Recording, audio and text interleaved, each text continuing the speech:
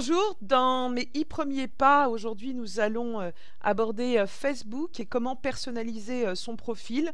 Récemment, nous avons eu donc l'information que l'adresse URL de votre profil pouvait être personnalisée. Alors si vous n'avez pas suivi les informations qui sont passées sur les différents profils ou sur les blogs, il faut savoir que donc depuis le 13 juin 2009 à 6 heures du matin, tous les utilisateurs inscrits avant le 31 mai sur Facebook avaient la possibilité de réduire cette fameuse adresse Facebook qui ne correspondait pas vraiment à quelque chose, je dirais, de facilement prononçable et qui n'était pas non plus très, je dirais, très brandé. Alors là, vous avez la possibilité maintenant d'avoir une adresse Facebook suivi d'un slash, votre nom, votre nom, votre pseudo, votre marque personnelle, que sais-je.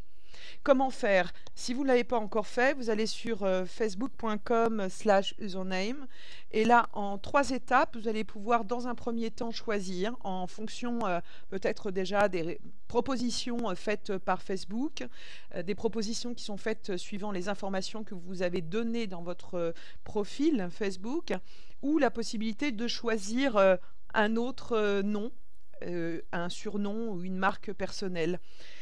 Que faut-il faire si votre nom est déjà occupé? Quelques idées, quelques pistes. Bon, vous avez déjà les propositions de Facebook, mais vous pouvez également mettre votre marque personnelle.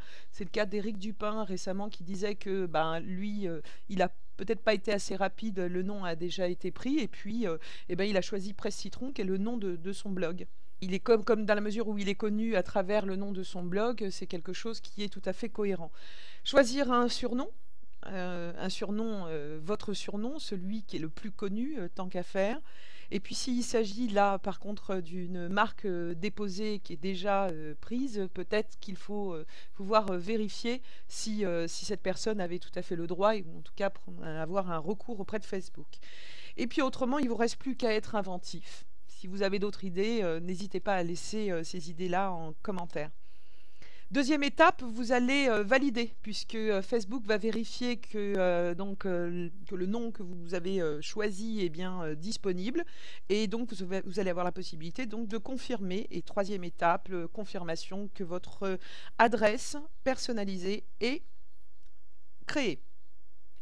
Alors profitons-en, puisque vous allez personnaliser votre URL.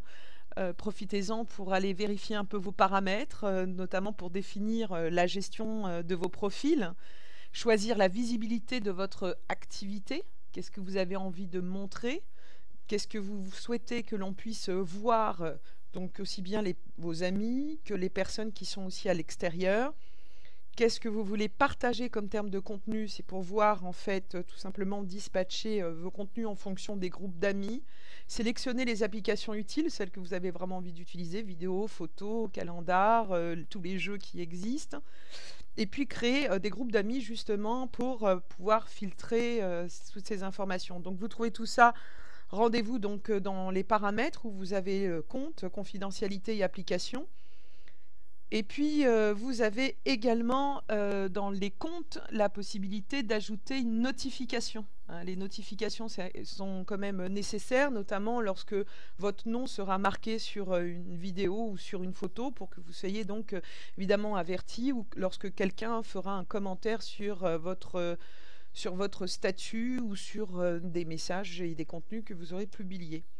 Allez également dans la rubrique confidentialité. Là, c'est effectivement pour gérer tout ce que vous souhaitez partager et avec qui. Donc, d'où l'importance de créer des groupes d'amis, parce qu'en fonction des groupes d'amis, vous allez pouvoir là spécifier aussi bien pour votre profil, c'est-à-dire sa visibilité à l'extérieur, les recherches, comment les personnes vont pouvoir vous rechercher, qu'est-ce qu'ils vont pouvoir trouver comme information sur vous, les actualités de votre mur, et puis toutes les applications que vous allez utiliser, avec qui vous souhaitez les utiliser. Donc rendez-vous également sur les applications. Vous voyez qu'à chaque fois, vous avez les possibilités de modifier les paramètres. Profitez-en également pour remplir votre profil si ce n'est pas déjà fait, mettre à jour votre statut, créer des listes d'amis, retrouver des amis, et puis commenter les statuts de vos amis. Donc là, j'ai mis très rapidement où est-ce qu'on trouve cela. Ben, lorsque vous cliquez dans Amis, vous voyez, vous avez créé une liste d'amis. C'était une vidéo très rapide sur comment personnaliser son profil. Si vous avez des commentaires, n'hésitez pas. Si vous avez apprécié, votez pour cette vidéo. Et puis à très bientôt. Au revoir.